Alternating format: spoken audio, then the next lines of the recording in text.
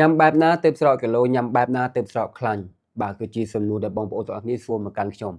ហើយចម្លើយវិញគឺមានច្រើនមែនទែនបងប្អូនទាំងអស់គ្នា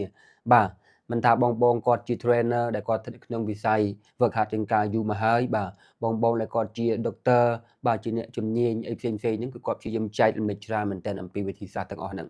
ហើយថ្ងៃនេះខ្ញុំអត់និយាយច្រើនតាក់ទងទៅនឹងវិធីសាស្ត្រទាំងអស់នោះទេប៉ុន្តែខ្ញុំចង់លើកទឹកចិត្តបងប្អូនទាំងអស់គ្នាឲ្យត្រឡប់ទៅសួរខ្លួនឯងត្រឡប់ទៅតាំងគោលដៅខ្លួនឯងសួរខ្លួនឯងថាមូលហេតុអីទើបខ្ញុំចង់បានរាងស្អាតមូលហេតុអីទើបខ្ញុំចង់ស្រកគីឡូមូលហេតុអីទើបខ្ញុំចង់ស្រកខ្លាញ់បាទដើម្បីសុខភាពដើម្បីឲ្យរាងស្អាតសង្ហាដើម្បីបំពេញការងារ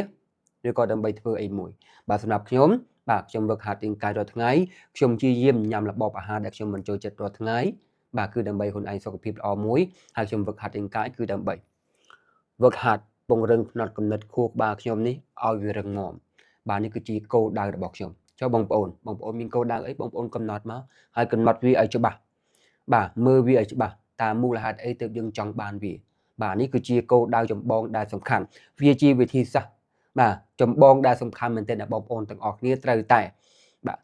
រកឲ្យឃើញហើយកំណត់ឲ្យបានមកបាទអាចសរសេរចេញបើមិនចង់សរសេរចេញទេត្រឹមចង់ចាំទុកក្នុងចិត្តហើយនិយាយវាចេញក្រៅបាទនិយាយនៅមុខកញ្ចក់និយាយប្រាប់មិត្តភ័ក្តិនិយាយប្រាប់មនុស្សជាទីស្រឡាញ់ជាដើមតែខ្លួនឯងចង់បានអីបាទអានេះជាចំណុចសំខាន់មួយគឺជាចំណុចសំខាន់មួយដែលខ្ញុំចង់សង្កត់ធ្ងន់ប្រាប់បងប្អូនទាំងអស់គ្នាចំណែកឯវិធីសាស្ត្រវិញបាទគឺនៅតែដដែលជៀសមិនផុតពីការញ៉ាំដែលត្រឹមត្រូវបាទកុំផ្អែមពេកកុំប្រៃពេកកុំខ្លាញ់ពេកបាទការគេងបាទយ៉ាងតិច7ទៅ8ម៉ោងបាទបងប្អូនអាចធ្វើបានអត់ពេលខ្លះការងារច្រើនដូចខ្ញុំបាទត្រូវធ្វើវីដេអូផង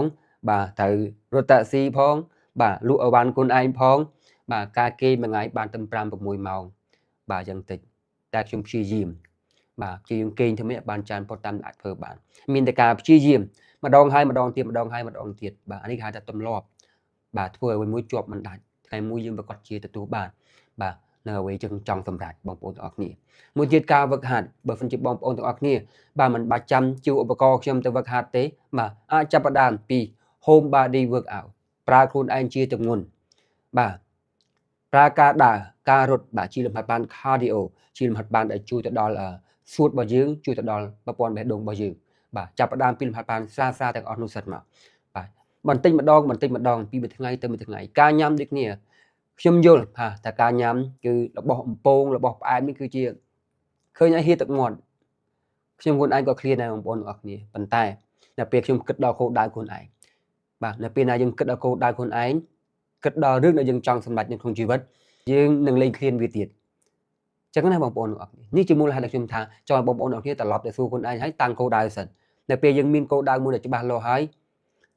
มันអាចមានរបស់អីណាផ្សេងមកតាក់ទាញអូសទាញយើងបានទេ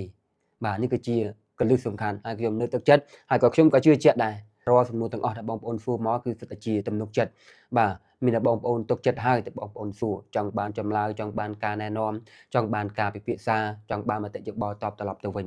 ចឹងហើយខ្ញុំសង្ឃឹមថាមតិយោបល់របស់ខ្ញុំនេះនឹងបានជាអត្ថប្រយោជន៍ទៅកាន់បងប្អូនទាំងអស់គ្នាបាទហើយពេលនេះពីខ្ញុំបាទ B Strongman យើងចាំជួបគ្នានៅវីដេអូបន្ទាប់សូមអរគុណ